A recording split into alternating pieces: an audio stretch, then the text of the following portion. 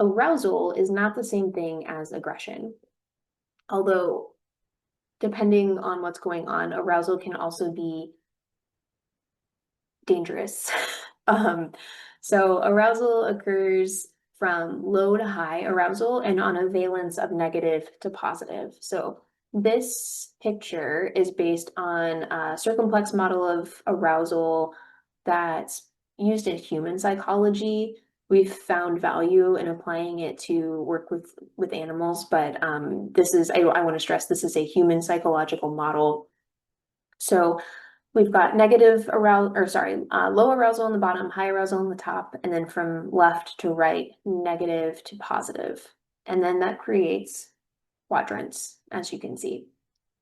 So low arousal, positive valence in this lower quadrant here. This is the relaxed dog. We're getting good sleep. We are content. We're calm. Moving into high arousal, positive valence. This is that kind of playful guy. So excited, elated, having a great time. Where things can get a little bit tricky is when we start hanging out up here a lot, it gets easier and easier to tip into negative valence, high arousal. So that's where we start to see tension, anxiety, stress, and these things can erupt into aggressive displays or, unsafe stereotypic behaviors. And then we move into negative valence, low arousal, and this is that shutdown dog, which we do see on occasion in the shelter, and it's tough. So we don't really want to see this. Most of the time in a perfect world, we want our dogs to be in this sort of low to medium arousal, positive valence with some spikes up into positive high arousal, but we don't want to be hanging out up here all the time.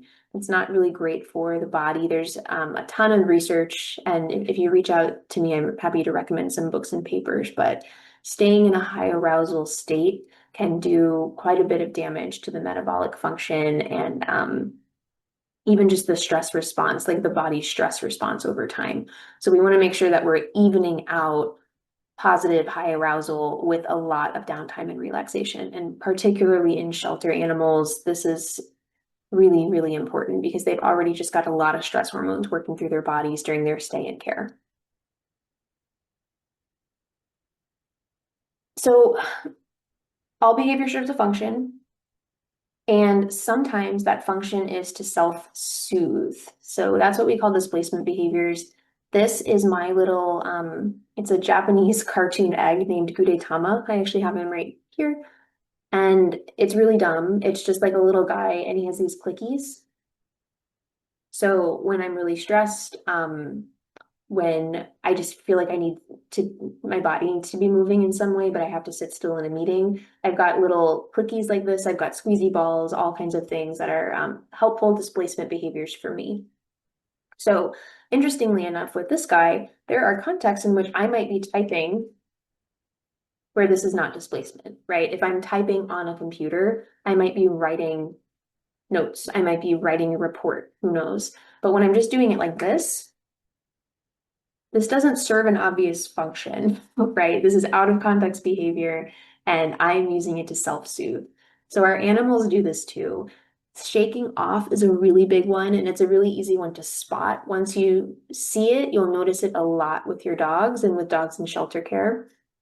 If the dog just gets out of the bath and shakes off, that's probably because their fur is wet. If we are walking down the street and a really big bus goes by and kind of takes your dog off guard, and then a few seconds later they do a full body shake, that's probably an attempt to self-soothe and shake off some stress that was building up in their body. Sniffing is similar. Sniffing is a super common canine behavior. This is a very typical, species typical behavior. In fact, in most cases, I really encourage opportunities to sniff as much as possible. It can also be a sign that your dog needs a break from a social interaction. So if you've ever had your dog or a shelter dog, you can meet someone, canine or human or other, and then kind of disengage and start sniffing somewhere else for a while. That might be that the smell is super interesting, but it might also mean that they need a break. And a couple of tells to use. So one, if you see something like that happen and there's another dog present, like the dog disengages from the dog to go smell the thing, if it's that interesting of a smell, the other dog is probably going to go too. So we have a sense that maybe this isn't really, you know, deer urine or, or whatever the thing is. The other piece is if you observe a dog sniffing in the wild, like under normal conditions, you can hear it. You can hear the air coming in and out. You can see the nostrils flaring. So depending on, you know, if you are a person who can see, if you're a person who can hear, these are different ways that you can kind of tell, like, I think he is actually engaging in sniffing. When it's more of a displacement thing, you're going to see more of a kind of going through the motion. So you won't necessarily, if you're a person who can hear, you won't necessarily hear the sniffing. You won't necessarily see the nostrils kind of opening and closing. And it might just be more like, I just need a second, so I'm going to go over here and do this instead. Looking away, lip licking, yawning, scratching, these are all also signs that the dog might need a break from whatever situation they're in. None of these things are like 3 alarm fire issues, but they're really good things to be aware of because they're subtle ways that our dogs might be telling us they need space from something. And if we intervene at the shake off, sniffing, looking away point, then we are way less likely to get into a dangerous situation if we just let things escalate. Okay, so with a huge caveat that these are still photos, we're gonna play a little game.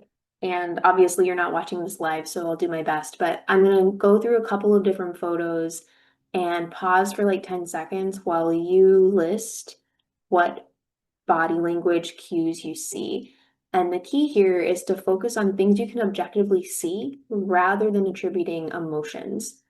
Once we list the things, then we'll put all of them together and make an assessment of what we think might be going on with this dog, with the understanding that this is a still photo, a snapshot of a moment in time. So this is Romeo. You saw him doing the tippy taps earlier. I'm going to pause for 10 seconds and let you think about what things you're seeing in this photo.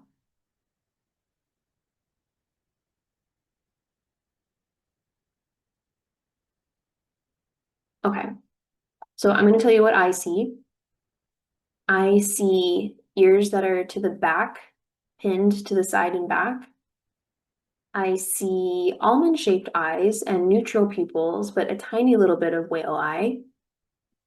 I see an open mouth with a spatula tongue. Hard to see what kind of commissure we're talking about from this angle. I can't really tell if that tongue is raised in the mouth or not. I also noticed that he's got a paw over his toy. We can't really tell what's going on with his weight placement. It looks a little bit like he's leaning slightly away from the camera, but I might just be reading into that. So those are some of the things I notice. Zooming out, we've got ears to the sides, neutral eyes, spatula tongue, but possibly a neutral mouth, paw over the toy. My guess in this snapshot is that this is a dog who's a little bit conflicted about whether or not someone's going to come and take that toy. The ears to the side might be indicating that he's listening for stuff going on around him, but we still see a lot of other things that are subtle signs that he might be not super over threshold, right? He's got that neutral eyes, the mouth is fairly relaxed. The tongue could be a stress sign, or it could be that it's hot outside. But the paw on the toy makes me think that that's a pretty relevant piece of information to keep in mind here. Okay, 10 seconds here.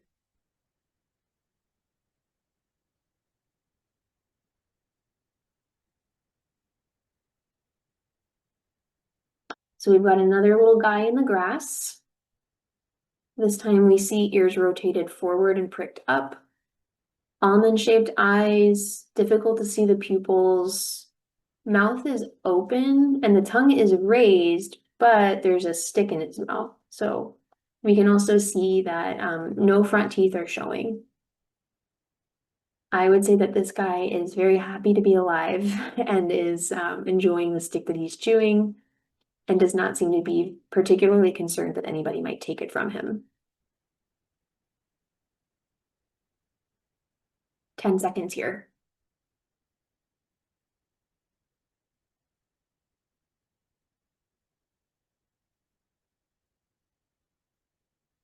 Okay. Ears are almost completely invisible, right? They're fully pinned to the back. Wide eye shape, fully dilated pupils, whale eye, tongue flick. This is a fearful dog.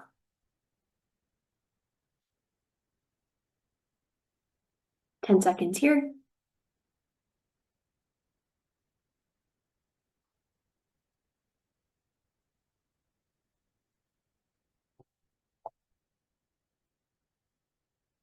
We've got ears down to the side, wide eye shape with dilated pupils and a little bit of whale eye, furrowed brow, closed mouth with what looks like a little bit of a pucker. Weight shift is back against the back of the chair. To me, this looks like a fearful dog who may be preparing to give a threat display if necessary. 10 seconds here.